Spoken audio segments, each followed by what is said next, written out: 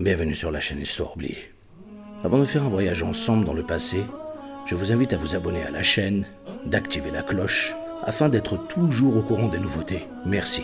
Le genre littéraire que nous allons découvrir dans cette vidéo est le monde des encyclopédies. Cette science vise à synthétiser toutes les connaissances pour édifier le savoir et en montrer l'organisation de façon à les rendre accessibles au public dans un but éducatif, d'information et de soutien à la mémoire. Le polymathe que nous allons vous dévoiler est à l'origine d'une œuvre qui a traversé le temps et resta le manuel de référence pour les géographes et historiens jusqu'au siècle des Lumières. Il est considéré comme le père de l'historiographie. Je vous présente l'étonnant Aboul Hassan Ibn Ali al-Mas'oudi. Né en 896 à Bagdad en Irak, il centre ses études vers l'ethnographie, l'écologie, l'anthropologie et les faits historiques. Dès l'âge de 20 ans, il entame un long voyage qui commence par la Perse pour ensuite arriver à Multan, le Pakistan actuel, puis Mansoura, qui était la capitale de la province du sud de l'Inde. Il continua son voyage au Sri Lanka et navigua vers Sumatra en Indonésie et Malacca dans la Malaisie moderne. Il poussa jusqu'au sud de la Chine, revenant sur son parcours au bord de l'océan Indien. El-Mas'oudi longea les côtes d'Afrique du Sud jusqu'à l'île de Madagascar et finit enfin son long périple en visitant El Khorasan, l'Arménie, l'Azerbaïdjan et les Balkans. De retour à Bassorah, il rédige une encyclopédie qui décrit avec des détails fascinants les terres qu'il a visitées. Cette œuvre d'art se nomme « Prairies d'or et mines de pierres précieuses ». Ses travaux l'ont propulsé au rang du premier encyclopédiste dans l'histoire de l'humanité à combiner histoire et géographie scientifique et le premier historien à trier les événements des mythes et légendes. Sa méthodologie pour son époque révolutionne le domaine. Il liste chronologiquement les événements historiques humains depuis la création du monde. Son encyclopédie est compilée en 30 volumes contenant 132 chapitres. Il décrit ainsi l'habitation, la géographie, l'écologie, les cultures, les pratiques religieuses, les coutumes des peuples qu'il a rencontrés.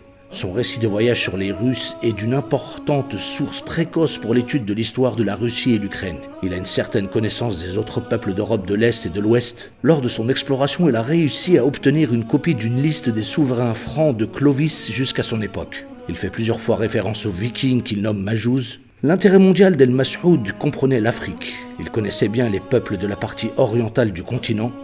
Il décrit les relations des États africains entre eux et avec l'islam, fournissant en même temps des informations sur les cultures et les croyances des Africains non musulmans. El-Mas'oudi est également très bien informé des affaires byzantines, décrivant leurs relations avec l'Europe occidentale, ainsi qu'avec les pays musulmans. D'ailleurs, l'utilisation du nom Istanbul à la place de Constantinople lui est attribuée, et ceci des siècles avant l'utilisation ottomane de ce terme.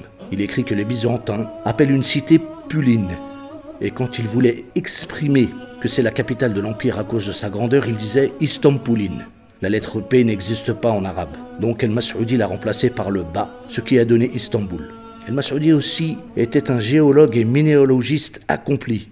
Il a étudié les tremblements de terre et dans son ouvrage il dédie un chapitre décrivant le tremblement de terre de l'an 855 qui a frappé Antioche en Syrie. Encore plus étonnant, pour son époque, El-Mas'oudi a composé une carte du monde qui représentait une avancée significative par rapport aux cartes antérieures. Il montre une vaste masse continentale identifiée comme un territoire inconnu situé au-delà de l'océan Atlantique. La masse continentale suggère le contour de l'Amérique du Sud.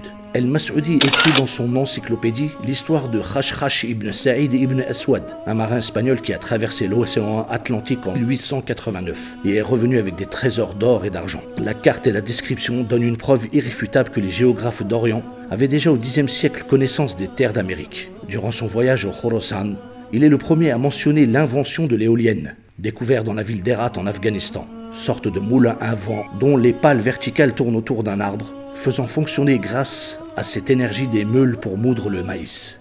L'orientaliste français du XVIIIe siècle Charles Barbier de Ménard traduit le livre pour la première fois. Le néerlandais Michael Jan de Goege a écrit en 1866 un livre sous le titre « Mémoire de l'histoire et de la géographie orientale », reprenant toutes les sources d'El-Mas'oudi. En 1889, l'Autriche inaugure le musée d'histoire naturelle de Vienne, dont le sommet d'une aile du bâtiment a été édifié, la statue de ce géant du monde de l'encyclopédie. Ce grand savant fondateur de la méthode empirique dans les sciences sociales et historiques est décédé à l'âge de 61 ans, laissant derrière lui un trésor pour l'humanité. Dans notre prochaine vidéo, Nous allons nous attarder et faire une halte au XIIe siècle afin de découvrir un grand personnage qui fut le deuxième astronome andalou à inventer un outil de mesure. Ses travaux ont révolutionné l'astronomie moderne. Partagez cette vidéo car il est grand temps que l'humanité découvre ses héros d'un autre style. Merci. Et rappelez-vous que dans chacun de nous sommeille le potentiel d'apporter un plus à l'humanité.